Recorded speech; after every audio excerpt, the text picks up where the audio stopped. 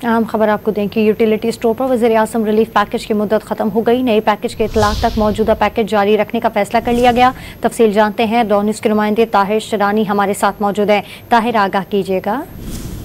देखें, जो आज से शुरू होने वाला माली साल 2024-25 है, बजट में यूटिलिटी स्टोर्स पर वज़ीर-ए-आज़म रिलीफ पैकेज के लिए 65 अरब रुपए मुख्तस किए गए, लेकिन यूटिलिटी स्टोर्स पर बजट में ऐलान करदा वज़ीर-ए-आज़म रिलीफ पैकेज का इतलाक आज से नहीं हो सका। इसलिए जो 30 जून को खत्म होने वाला वज़ीर-ए-आज़म रिलीफ पैकेज था वो जारी रहेगा जब तक नए पैकेज का इतलाक नहीं होता।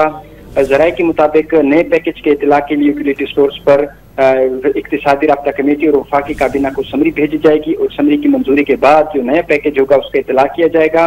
वज़ीर-ए-आज़म पैकेज के तहत यूटिलिटी स्टोर्स पर जो 5 बुनियादी अशिया हैं, चीनी, घी, आटा, चावल, दालों पर बेनज़ीर इनकम सपोर्ट प्रोग्राम के सार्फिन को सब्सिडी दी जा रही है।